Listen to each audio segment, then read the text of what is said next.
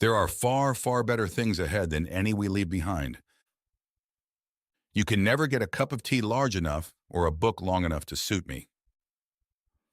I believe in Christianity as I believe that the sun has risen, not only because I see it, but because by it I see everything else. Love is not affectionate feeling, but a steady wish for the loved person's ultimate good as far as it can be obtained. It is a good rule after reading a new book, never to allow yourself another new one till you have read an old one in between. Someday you will be old enough to start reading fairy tales again. To be a Christian means to forgive the inexcusable because God has forgiven the inexcusable in you. You can make anything by writing. It would seem that our Lord finds our desires not too strong, but too weak. We are half-hearted creatures, fooling about with drink and sex and ambition when infinite joy is offered us, like an ignorant child who wants to go on making mud pies in a slum because he cannot imagine what is meant by the offer of a holiday at the sea. We are far too easily pleased. A children's story that can only be enjoyed by children is not a good children's story in the slightest. We are not necessarily doubting that God will do the best for us. We are wondering how painful the best will turn out to be. I have learned now that while those who speak about one's miseries usually hurt, those who keep silence hurt more. Mental pain is less dramatic than physical pain, but it is more common and also more hard to bear. The frequent attempt to conceal mental pain increases the burden. It is easier to say, "My tooth is aching," than to say, "My heart is broken." God can't give us peace and happiness apart from himself because there is no such thing. The Christian does not think God will love us because we are good, but that God will make us good because he loves us. Critics who treat adult as a term of approval instead of as a merely descriptive term cannot be adult themselves. To be concerned about being grown up, to admire the grown-up because it is grown up, to blush at the suspicion of being childish. These things are the marks of childhood and adolescence. And in childhood and adolescence, they are, in moderation, healthy symptoms. Young things ought to want to grow. But to carry on into middle life or even into early manhood, this concern about being adult is a mark of really arrested development. When I was 10, I read fairy tales in secret and would have been ashamed if I had been found doing so. Now that I am 50, I read them openly. When I became a man, I put away childish things, including the fear of childishness and the desire to be very grown up.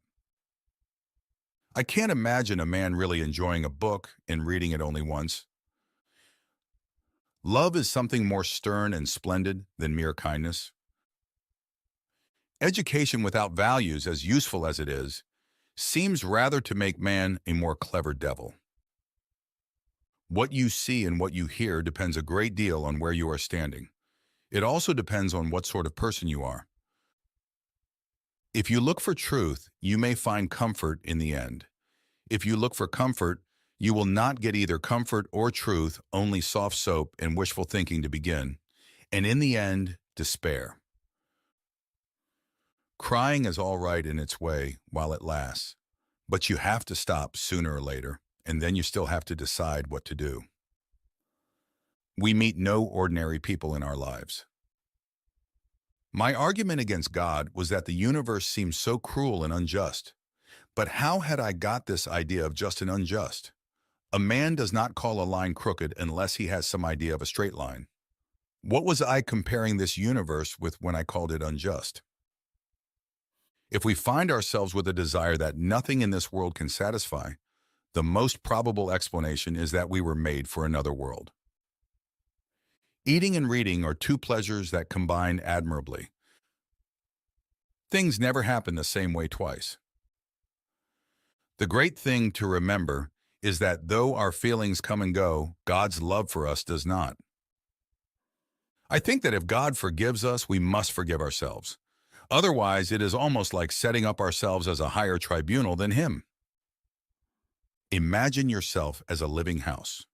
God comes in to rebuild that house. At first, perhaps, you can understand what He is doing. He is getting the drains right and stopping the leaks in the roof and so on. You knew that those jobs needed doing, and so you are not surprised. But presently he starts knocking the house about in a way that hurts abominably and does not seem to make any sense. What on earth is he up to?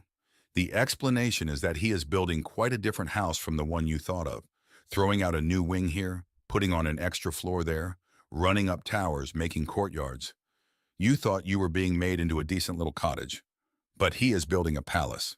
He intends to come and live in it himself. Atheism turns out to be too simple. If the whole universe has no meaning, we should never have found out that it has no meaning. Even in literature and art, no man who bothers about originality will ever be original. Whereas if you simply try to tell the truth, without caring tuppence how often it has been told before, you will 9 times out of 10 become original without ever having noticed it. Courage, dear heart. Pain insists upon being attended to. God whispers to us in our pleasures, speaks in our consciences, but shouts in our pains. It is his megaphone to rouse a deaf world. Don't use words too big for the subject. Don't say infinitely when you mean very. Otherwise, you'll have no word left when you want to talk about something really infinite. Miracles are a retelling in small letters of the very same story which is written across the whole world in letters too large for some of us to see. The future is something which everyone reaches at the rate of 60 minutes an hour, whatever he does, whoever he is. You never know how much you really believe anything until its truth or falsehood becomes a matter of life and death to you. A man can no more diminish God's glory by refusing to worship him than a lunatic can put out the sun by scribbling the word darkness on the walls of his cell. He died not for men, but for each man. If each man had been the only man made, he would have done no less. No book is really worth reading at the age of 10, which is not equally, and often far more, worth reading at the age of 50 and beyond. The task of the modern educator is not to cut down jungles, but to irrigate deserts. To have faith in Christ means, of course, trying to do all that he says. There would be no sense in saying you trusted a person if you would not take his advice. Thus, if you have really handed yourself over to him, it must follow that you are trying to obey him, but trying in a new way, a less worried way. Not doing these things in order to be saved, but because he has begun to save you already. Not hoping to get to heaven as a reward for your actions, but inevitably wanting to act in a certain way because a first faint gleam of heaven is already inside you.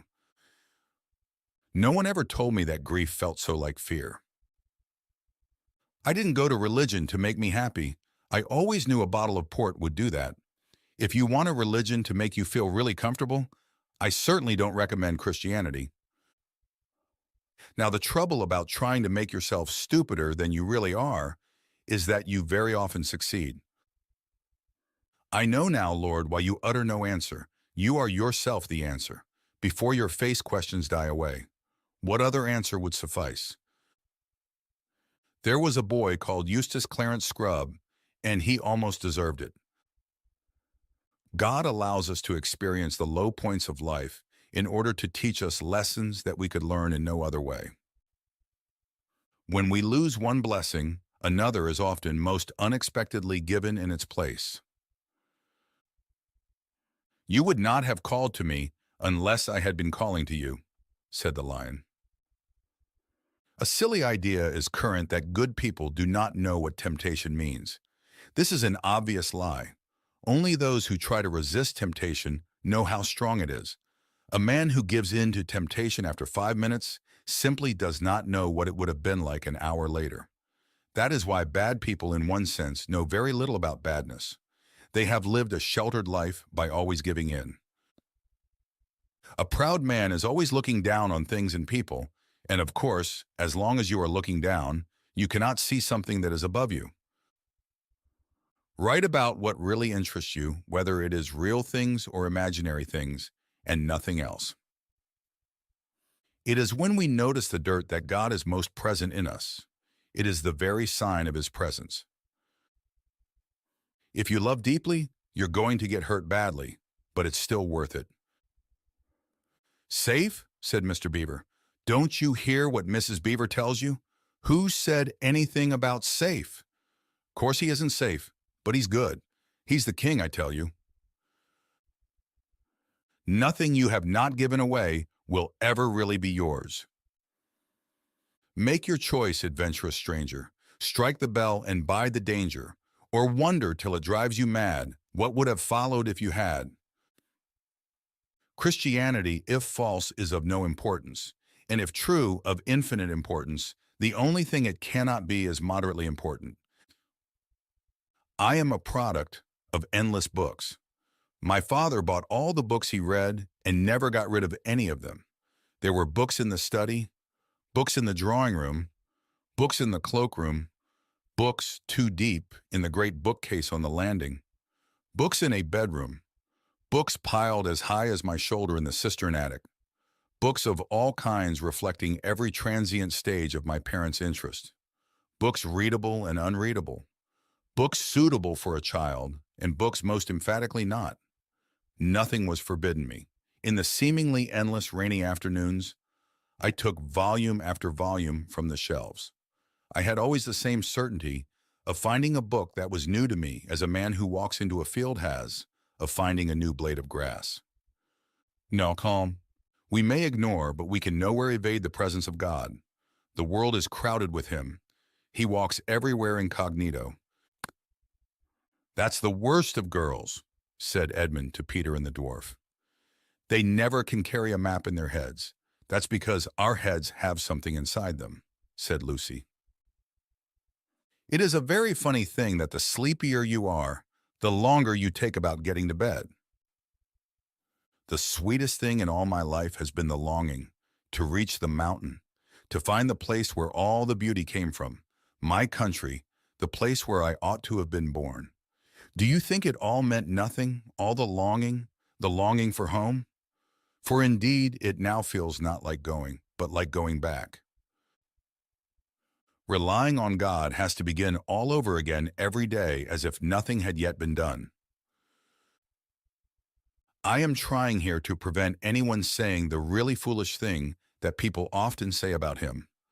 I'm ready to accept Jesus as a great moral teacher, but I don't accept his claim to be God.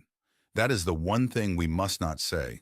A man who was merely a man and said the sort of things Jesus said would not be a great moral teacher. He would either be a lunatic, on the level with the man who says he is a poached egg, or else he would be the devil of hell. You must make your choice. Either this man was and is the Son of God, or else a madman or something worse. You can shut him up for a fool, you can spit at him and kill him as a demon, or you can fall at his feet and call him Lord and God. But let us not come with any patronizing nonsense about his being a great human teacher. He has not left that open to us. He did not intend to. Adventures are never fun while you're having them. There is but one good, that is God. Everything else is good when it looks to him and bad when it turns from him.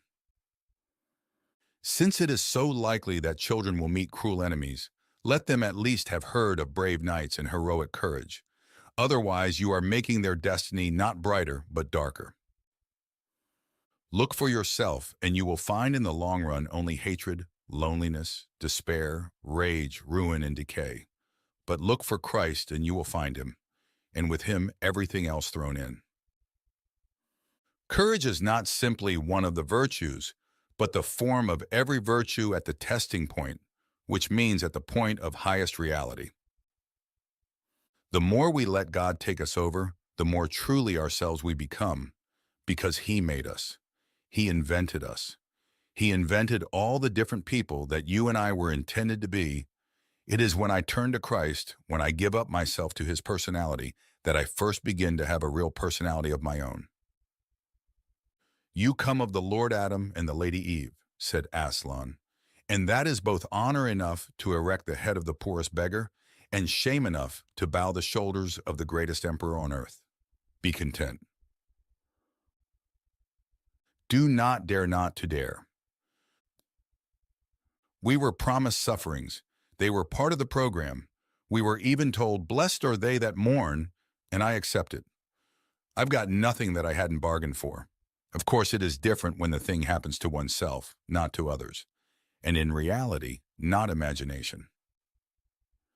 Give up yourself and you will find your real self. Lose your life and you will save it. Submit to death, death of your ambitions and favorite wishes every day, and death of your whole body in the end. Submit with every fiber of your being, and you will find eternal life. You may have noticed that the books you really love are bound together by a secret thread.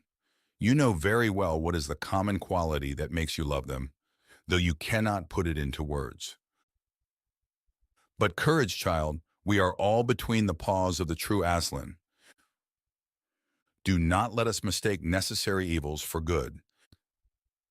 If we let ourselves, we shall always be waiting for some distraction or other to end before we can really get down to our work.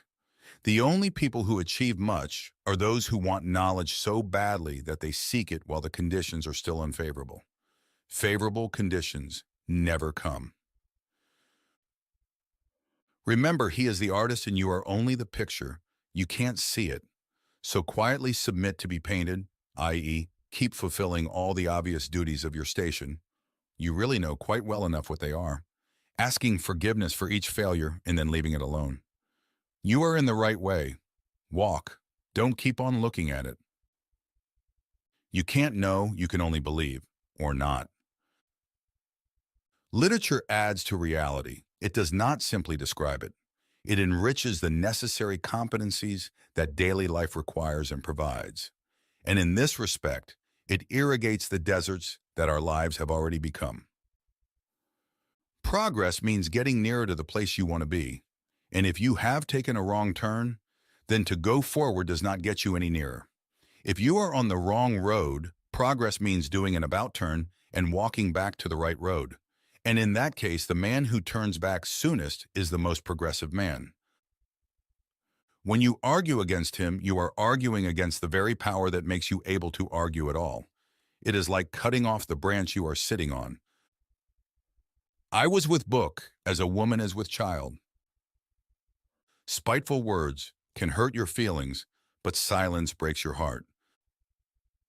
Reality, in fact, is usually something you could not have guessed. That is one of the reasons I believe Christianity. It is a religion you could not have guessed. If it offered us just the kind of universe we had always expected, I should feel we were making it up. But in fact, it is not the sort of thing anyone would have made up.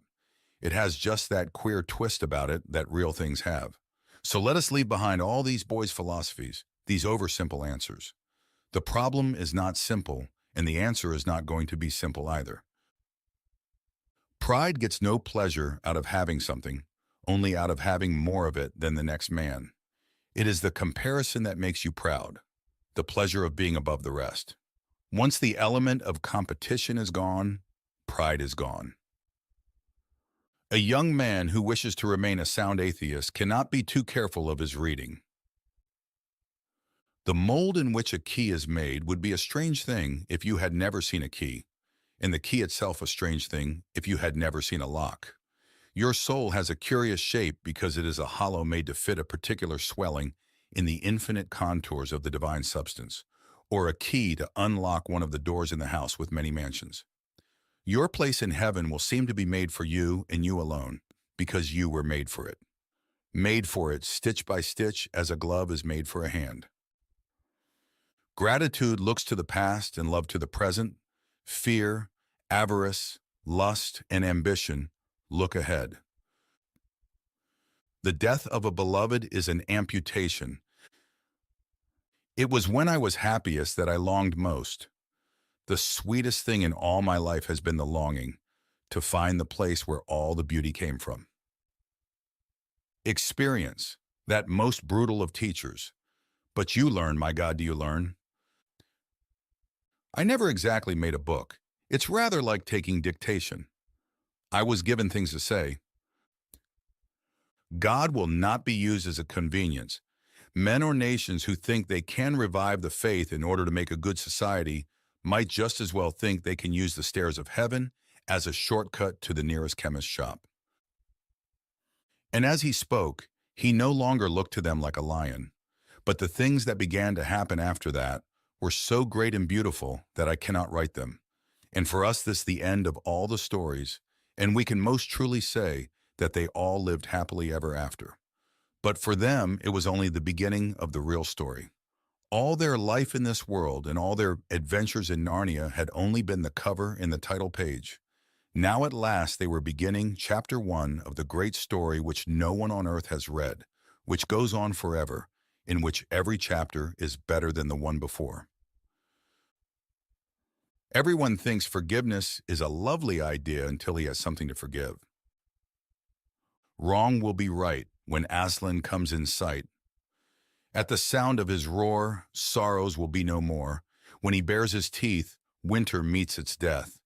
And when he shakes his mane, we shall have spring again. Child, to say the very thing you really mean, the whole of it, nothing more or less or other than what you really mean. That's the whole art and joy of words. Faith, in the sense in which I am here using the word, is the art of holding on to things your reason has once accepted, in spite of your changing moods. Peter did not feel very brave. Indeed, he felt he was going to be sick, but that made no difference to what he had to do. I remember Christian teachers telling me long ago that I must hate a bad man's actions, but not hate the bad man. Or as they would say, hate the sin, but not the sinner. I used to think this a silly, straw-splitting distinction. How could you hate what a man did and not hate the man? But years later it occurred to me that there was one man to whom I had been doing this all my life. Namely myself. However much I might dislike my own cowardice or conceit or greed, I went on loving myself. There had never been the slightest difficulty about it. In fact, the very reason why I hated the things was that I loved the man. Just because I loved myself, I was sorry to find that I was the sort of man who did those things. Child, said the lion, I am telling you your story, not hers. No one is told any story but their own. It may be hard for an egg to turn into a bird. It would be a jolly sight harder for a bird to learn to fly while remaining an egg. We are like eggs at present, and you cannot go on indefinitely being just an ordinary, decent egg. We must be hatched or go bad. Do not waste time bothering whether you love your neighbor. Act as if you did. As soon as we do this, we find one of the great secrets. When you are behaving as if you love someone, you will presently come to love him. There is a kind of happiness and wonder that makes you serious. It is too good to waste on jokes. Are not all lifelong friendships born at the moment when at last you meet another human being who has some inkling, but faint and uncertain even in the best, of that something which you were born desiring, and which beneath the flux of other desires and in all the momentary silences between the louder passions, night and day, year by year, from childhood to old age, you are looking for, watching for, listening for. We live, in fact, in a world starved for solitude, silence, and private, and therefore starved for meditation and true friendship. What draws people to be friends is that they see the same truth. They share it. Alone among unsympathetic companions, I hold certain views and standards timidly, half ashamed to avow them, and half doubtful if they can after all be right. Put me back among my friends, and in half an hour, in 10 minutes, these same views and standards become once more indisputable. The opinion of this little circle, while I am in it, outweighs that of 1,000 outsiders. As friendship strengthens, it will do this even when my friends are far away. For we all wish to be judged by our peers, by the men after our own heart. Only they really know our mind, and only they judge it by standards we fully acknowledge. Theirs is the praise we really covet and the blame we really dread. The very condition of having friends is that we should want something else besides friends, where the truthful answer to the question, do you see the same truth, would be, I see nothing and I don't care about the truth. I only want a friend. No friendship can arise, though affection of course may. There would be nothing for the friendship to be about, and friendship must be about something. even if it were only an enthusiasm for dominoes or white mice. Those who have nothing can share nothing. Those who are going nowhere can have no fellow travelers. In a perfect friendship, this appreciative love is, I think, often so great and so firmly based that each member of the circle feels, in his secret heart, humbled before the rest. Sometimes he wonders what he is doing there among his betters. He is lucky beyond desert to be in such company, especially when the whole group is together, each bringing out all that is best, wisest, or funniest in all the others. Affection is responsible for 9/10 of whatever solid and durable happiness there is in our natural lives. Eros will have naked bodies, friendship naked personalities. People who bore one another should meet seldom. People who interest one another often. It is when two such persons discover one another, when, whether with immense difficulties and semi-articulate fumblings, or with what would seem to us amazing and elliptical speed, they share their vision. It is then that friendship is born, and instantly they stand together in an immense solitude. In each of my friends there is something that only some other friend can fully bring out. By myself, I am not large enough to call the whole man into activity. I want other lights than my own to show all his facets. Hence true friendship is the least jealous of loves. Two friends delight to be joined by a third and three by a fourth. If only the newcomer is qualified to become a real friend. They can then say, as the blessed souls say in Dante, "Here comes one who will augment our loves. For in this love, to divide is not to take away." Those who cannot conceive friendship as a substantive love, but only as a disguise or elaboration of eros, betray the fact that they have never had a friend. The rest of us know that though we can have erotic love and friendship for the same person, yet in some ways nothing is less like a friendship than a love affair. Lovers are always talking to one another about their love. Friends hardly ever about their friendship. Lovers are normally face-to-face, absorbed in each other. Friends side by side, absorbed in some common interest. In friendship, we think we have chosen our peers. In reality, a few years difference in the dates of our births, a few more miles between certain houses, the choice of one university instead of another, the accident of a topic being raised or not raised at a first meeting, any of these chances might have kept us apart. But for a Christian, there are, strictly speaking, no chances. A secret master of ceremonies has been at work. Christ, who said to the disciples, "Ye have not chosen me, but I have chosen you," can truly say to every group of Christian friends, "Ye have not chosen one another, but I have chosen you for one another." The friendship is not a reward for our discriminating and good taste in finding one another out. It is the instrument by which God reveals to each of us the beauties of others. Friendship is unnecessary, like philosophy, like art. It has no survival value. Rather, it is one of those things which give value to survival. To love at all is to be vulnerable. Friendship is born at the moment when one man says to another, "What? You too? I thought that no one but myself."